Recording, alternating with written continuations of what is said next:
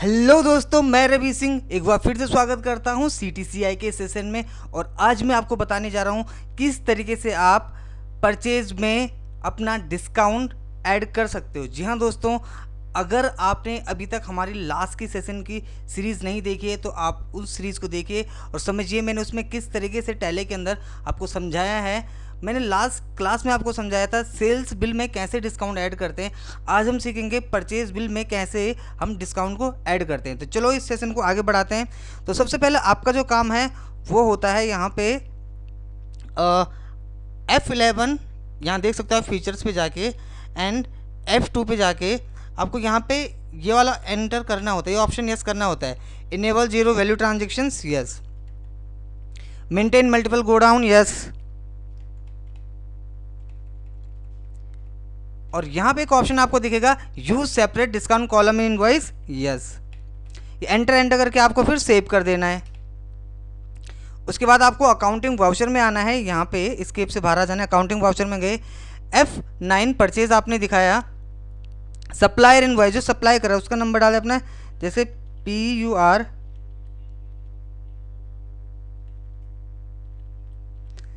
RT001, party account name में alt सी करा आपने,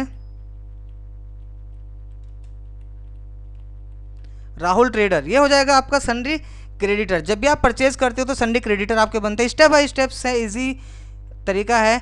एड्रेस आपने डाल देना उसका,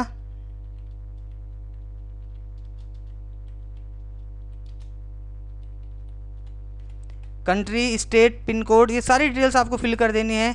रेफरेंस नंबर आपने डाल दिया यहाँ पे, सप्लायर इनवॉइस नंबर डाल दिया, एड्रेस डिफाइन कर दिया, स्टेट डाल दिया और देन एंटर करके आपने इसको सेव कर देना। लिखा है नेम ऑफ आइटम, आइटम क्या आप परचेज कर रहे हो। अब आप देखोगे यहाँ पे अल्ट सी आपको करना है। आपने बोला मैं एक टेबल यहाँ पे खरीद रहा हूँ, तो टेबल किस में आएगा, अंडर में आके अल्ट सी करना है। फर्नीचर, टेबल आप फर्नीचर में डिफाइन करते हो। शुड क्वांटिटी ऑफ आइटम भी एडेड, ये यस कर दोगे आप। यूनिट्स पे जाना, अल्ट सी करना है। PCS आपने यहाँ पे डिफाइन कर देना है, एंटर करके सेव। लिखा है गोडाउन, तो गोडाउन किस गोडाउन में आप सामान को परचेज कर रहे हो, तो उसका आपने अल्ट सी करके बना दिया, जैसे दिल्ली में।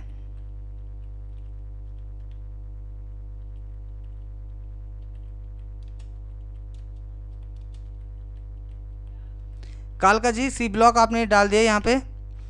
बाकी आप यहाँ पे डिफाइन करके एंटर करके इसको सेव कर दीजिए। क्वांटिटी आपने डिफाइन कर दी, 4 आप टेबल जो है वो परचेज कर रहे हो, 650 का एक है। तो आप देखोगे जो टोटल अमाउंट है वो है 2600 रुपीज़।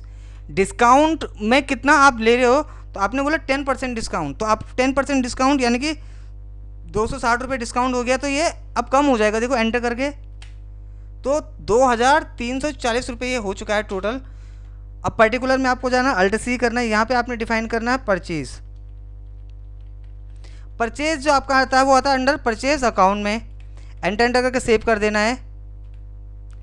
यहाँ पे लिखा हुआ आप देखोगे नरेशन, नरेशन आपने लिख देनी है यहाँ पे।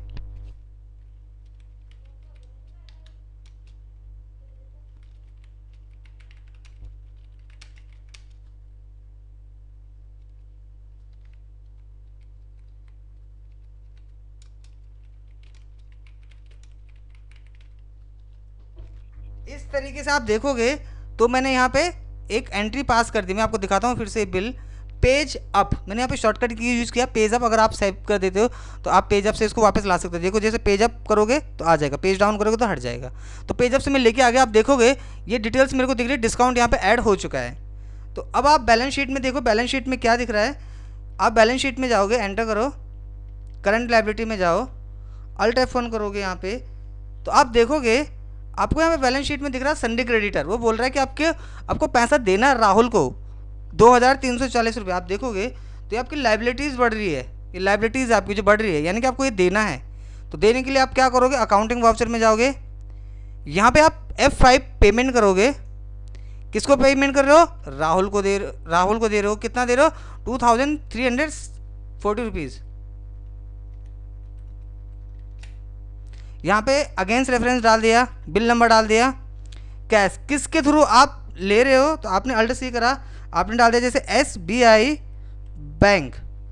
तो बैंक किस में आता है हमेशा, बैंक अकाउंट में। लेकिन आप जब एंटर करके यहाँ पे आपको जस्ट इसकी डिटेल्स फिल कर देनी है। जब आप एंटर करके नीचे आ जाओगे आपको एक चीज़ दिखेगी, ये रेड में दिखेगा आपको, आप बोलोगे अरे, और ये चीज़ आपके लिए गलत हो जाती है। तो आपको क्या करना है, इसमें बैलेंस डालना है। अगर आपके पास पैसे ही नहीं है बैंक में तो आप कैसे दोगे किसी को, तो कंट्रोल एंटर आप यहाँ पे करोगे, कंट्रोल एंटर, और आपने इसका बैलेंस फीड कर दिया। जैसे यहाँ पे आपके पास 50,000 थे, तो 50,000 में से आपने 2,340 रुपीज़ दे दिया, तो आपके पास अब 47,660 रुपीज़ बच गया। सॉरी। उसके बाद यहाँ पे लिखा है नरेशन, नरेशन में आपने जस्ट नरेशन फीड कर देनी है।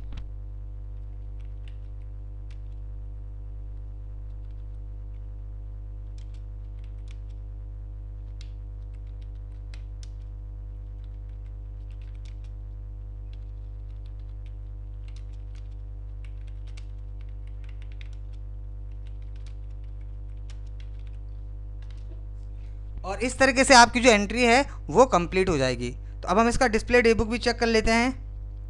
हम डिस्प्ले पे गए, डे बुक पे गए, तो आप देखोगे एक परचेज की एंट्री है, एक पेमेंट की एंट्री। अल्ट P यहाँ पे कर लेते हैं।